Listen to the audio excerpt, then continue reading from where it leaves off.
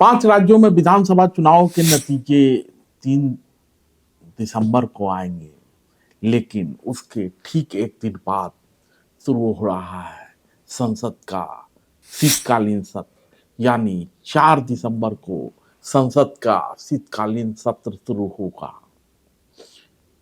जाहिर है नतीजों के बाद कहीं उत्साह दिखेगा तो कहीं निराशा, और उसका असर शीतकालीन सत्र पर भी पड़ना स्वाभाविक है। उसके पहले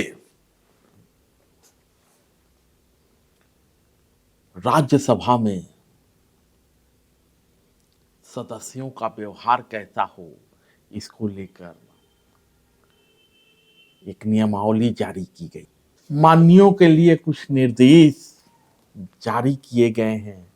माननीय इसका कितना पालन करेंगे ये तो शीतकालीन सत्र में पता चल ही जाएगा, लेकिन जो निर्देश हैं वो कहते हैं सदन में थैंक्स, थैंक यू, जय हिंद, वंदे मातरम के नारे नहीं लगेंगे। सभापति की ओर से जो व्यवस्था दी जाती है उसका न तो संसद में आलोचना कर सकते हैं और न ही बाहर।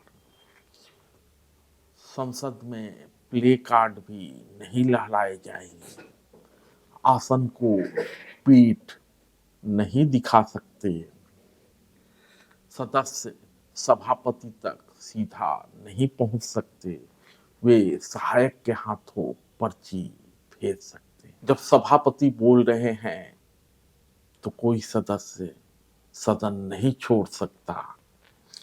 अगर बिना अनुमति के कोई सदस्य 60 दिनों तक गैर हाजिर रहता है तो उसकी सीट खाली घोषित हो सकती है।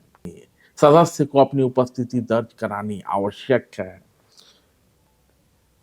आमतौर पर यह परंपरा रही है कि जो सदस्य पहली बार आते हैं वे मेडन स्पीच देते हैं, लेकिन अब समय तय कर दिया गया है मात्र 15 मिनट, और विषय से हटकर आप नहीं बोलते। सदन में एक साथ 2 सदस्य खड़े नहीं हो सकते। संसद परिसर में धूम्रपान पर प्रतिबंध है। संसद की कार्यवाही का वीडियोग्राफी नहीं कर सकते सांसद। तो ये सारी नियमावली जारी की गई है।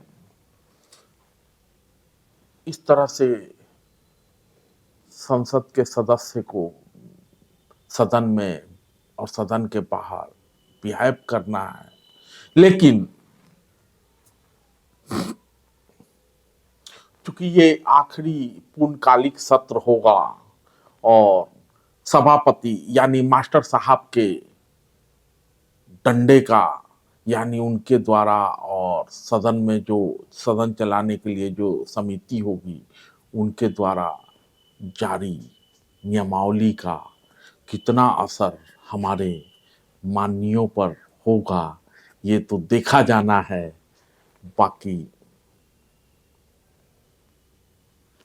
नियम है, नियम का क्या, माननीय कभी पालन करते हैं, कभी उल्लंघन भी करते हैं, और सब कुछ लोकतंत्र में प्रतिरोध के अधिकार के तहत कभी जायज भी बताया जाता है और कभी संसद सत्र इसी तरह के प्रतिरोधी स्वर की वजह से लंबे समय तक बाधित भी हो जाता है, कामकाज प्रभावित होता है और जनता का करोड़ों रुपया, टैक्स पेयर का करोड़ों रुपया यूं ही हमारे माननीय बर्बाद कर दिया करते हैं।